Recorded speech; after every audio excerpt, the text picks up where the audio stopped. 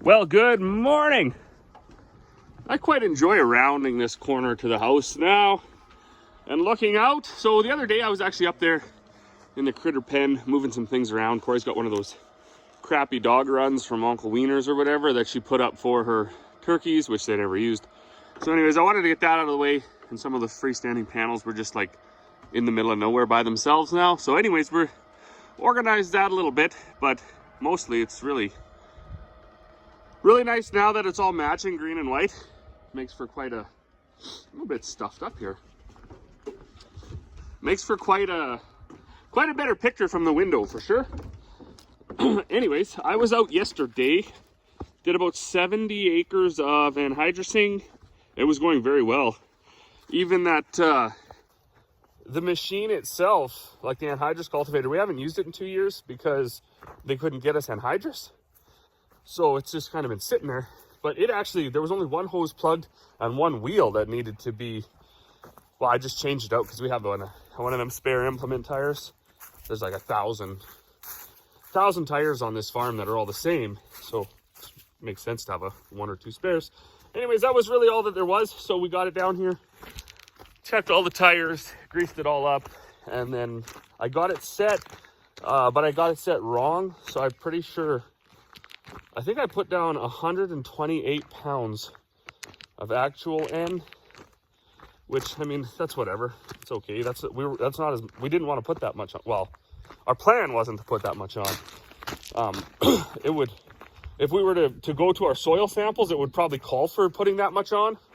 It's just, we don't, we run a little bit of a different system on this farm where this will be controversial probably to some, but we've had salesmen or whatever come out with that attitude and the saying that you want to grow the most bushels per acre, right? So that's what you want to do. You want to grow the most bushels per acre. And we actually don't see it that way. I want to be the most profitable per acre. And they don't always go hand in hand. If you know your land and you know what your land can do and what your land can produce effectively or efficiently, trying to maximize yield isn't always going to pay off. And I think, and this is just a thought, so don't nail a guy down for this. This is just my own little opinion from a little bit of observing that I've done in some of these intense growing areas where they got their inputs up to like $2,000 an acre. Rent is insane. This is like North America and even globally, really. You hear that as soon as prices fluctuate a little bit, they have the biggest sob stories because they need that. You know, be it $8 corn or, you know, $26 canola, whatever. Like, they need that. They've spent all of the money trying to grow that crop. They're into it for quite a bit. Well, around here, that's not really us. Like, we can be profitable with less because we've put less into it. Anyways, that's a little bit to it. I'm sure some guys will understand what I'm saying, and some guys will say he's an idiot, but that's okay. That's what we do. So anyways, I also fixed these lights. I thought I'd be super responsible for the community. It's nice to have signal lights if you have them at all. Nice to have them working. They flashed in the yard. I turned around, went up the road, and by the time I got to the second approach where you turn into our house, they'd quit flashing. So I think they're just too old, too worn out, corroded and everything. They're not not making a connection. So when we go to town to pick up our combine, which is ready, we will stop maybe at the store and get a new couple lights.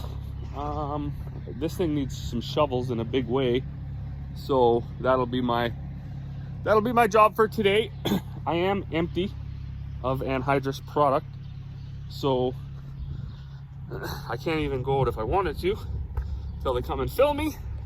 So first thing I'm going to do here is get my bags going, and then I got to throw that flat tire over there in the back of the pickup and take the tire off that other trailer and throw it in the pickup, and then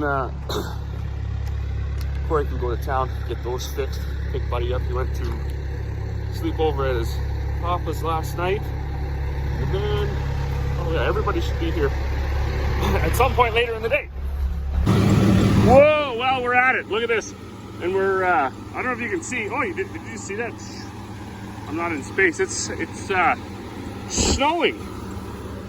So, I've talked about it in several videos, and standing right in this yard, if you look straight to the east, southeast, you see what's called Saskatoon Mountain. On the other side of the trees, in between the drill and the trailer, anyways, there's a straight line, and there's always, this is like a weather defining line that runs at an angle. It's also a line that the planes travel, so I don't know what that means. But if we're ever going to get rain, or if we ever miss rain, I should say, it breaks and it goes south to Calgary along the mountains and the foothills, or it breaks over the saddle hills and it goes to Rycroft. Hail is no different. If we're going to get hail, it'll break at the lake, so that chop of trees there, just on the other side, that's a lake. You could, if I walked out there, you could see the lake. It's there. So we'll get an angle here, and some of this will get hail, and nothing else will get hail. It's really quite incredible. And I know there's lots of folks that, since I made that one video, I think it was 2 falls ago, talking about the weather line here, they've said like, oh yeah, same at my place. You know, it's splits either way. So it's quite incredible though how that happened. So it was just beautiful here. It was blue sky and nice and sunny. And the sun, in fact, the sun is still trying to shine. But all morning you could see it building down at the lake. And then it must be, it's probably snowing pretty hard in Dawson, even Demick.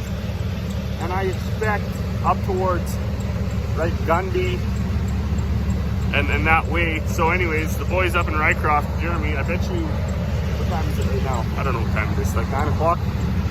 I bet you by 11 o'clock it'll be white there. And I don't know, we might even just miss it. Like we're just getting the little bit of, you know, whatever, we're just getting that. Oh man, I just had to swing into action. I was hearing some clanging and banging down there, so I busted out the old bucket of grease and just laid her on the chains. Fairly thick. I think it's stopped now, I don't know. Something's still not up here, something's still not jiving. This big one at the back, it's not going around that pulley right. Now I don't know if that's just a stupid flawed design, but I don't know if you can see where that chain is climbing high on this side of that pulley, and it snaps down every once in a while. What are you supposed to do about that? It only does it when that unload auger is under load. Dumb. But anyways, you can basically see the lake again. So that quick snowstorm has either decided it's going to break and go north, or, well, no, it's pretty much broke and go north. So anyways, I'd be curious to know who got snow where. I think we will get some later tonight. At least that's what they're forecasting. And generally that's the way it goes around here. We get just little teasers, and then it snows. So in some areas the weather just comes in and it snows and it goes, life is okay. Here it comes and it's a little bit and then it stops, and then a few hours later it's a little more and then it stops, and then 6 hours after that then you get the snow or the rain or whatever. I am just finishing up here. I gotta flush this mill out next and then start over to stuff like pig feed, general feed after that. So got a bit of grinding ahead of me here yet before we get into any more day-to-day seeding spring operation. Okay, another development. Super big flakes now, like super duper big ones. That big. Was that dirt? It's crazy. It's crazy. I'm gonna have to, well, I don't know what I'm gonna do. Nothing.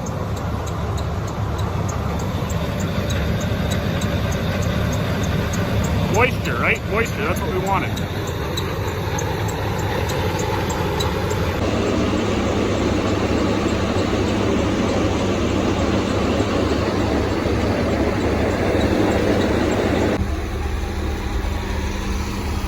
Whoa. I guess you could say things are getting pretty serious.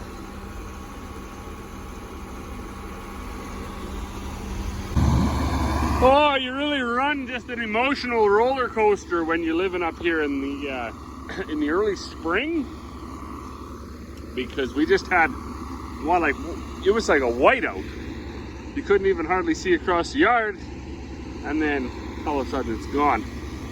And since how our weather usually comes from that direction, I can see my breath. That's one of the reasons I don't understand why everybody was so gung-ho to start seeding. Or I shouldn't say it like that. I'm gung-ho to start seeding, but I know it's not a good idea. Like, you know, the lake isn't even open yet, I don't think. You know, there's no frogs croaking or hardly a leaf on a tree. They're just starting to bud out. And then people have got like a quarter of their crop in already. And then on a day like today, you can see your breath. It's freezing. And it just snowed like, wow, I mean, enough you can see a tinge of white out on that field. So even around the dryer and stuff here, where it wasn't black and warmed up from the sun. Bizarre. Hey, dog. Hello, dog. Holy man. So I'm a little bit past noon, but that's okay. I just want to finish up the chicken feed that I got to make for today. But cool, another squall. Can you call it a squall? I don't know what a squall is. A snow squall? Anyways, it's a wall of snow, precipitation-ish, just came through. But it wasn't the big flakes this time like we had this morning.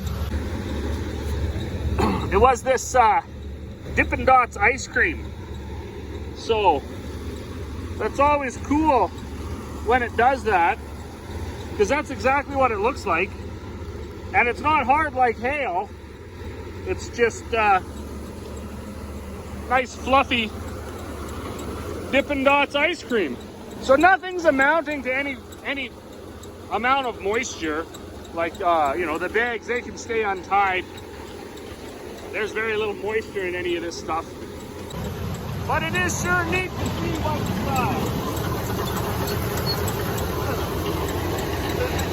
the storm come through. It was so beautiful this morning, and then it got cold, and then it snowed, and then it got nice again, and then the wind picked up, and then the Dippin' Dots ice cream came through. So I don't know what we're going to get for the rest of the afternoon.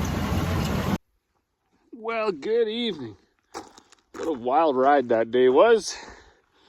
Quite a roller coaster of weather. Now we're settling in for a beautiful evening. It's supposed to start snowing tonight around midnight, ending around noon tomorrow. So I expect when we wake up, the ground should be good and white.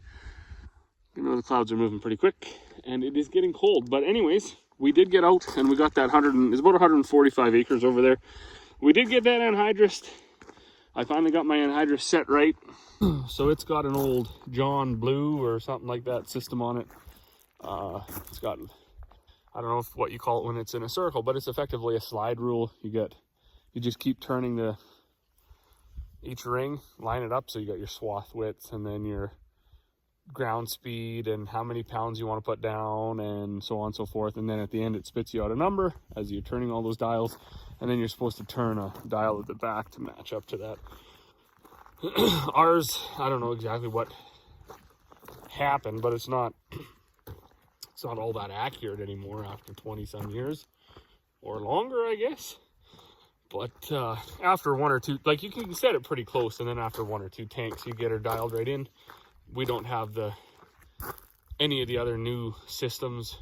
Ours is just kind of, you set it once and then you set your speed and then you go, and that's good enough for us. So I got that dialed in. So now, I know my mom, she was riding around with me for a little bit. She likes to listen to her stories, and then she can just go back and forth once we do get going. So, but as far as for the rest of the evening, I think I'm going to go in the house. I'm kind of tuckered out. I did get a bunch of those bags made, and then that's that. I just helped my dad put the trucks away, so he's done cleaning. He cleaned up finished the barley today, and then we had a couple bushels of brown oats. I'm not too sure about brown oats. You guys ever heard of brown oats? We're gonna grow like 10 acres this year, and just kind of see how it turns out. The science behind brown oats, if you actually look into it, it's kind of up in the air. So there's the theory that it's just as good as barley and you don't have to roll it, and then there's the theory of some of it's just as good as barley and you don't have to roll it. Not very much of it is like that though. All depends on the growing season and where it was grown. So sounds like it's a little bit of a longer season oat, but hey, we're gonna give it a whirl, and we'll probably seed that either by the end of this week or the start of next week, just because we don't really have much faith in it. So it'll be a good test for our seed drill. As always though, thanks for watching, and we will see you all on the next one.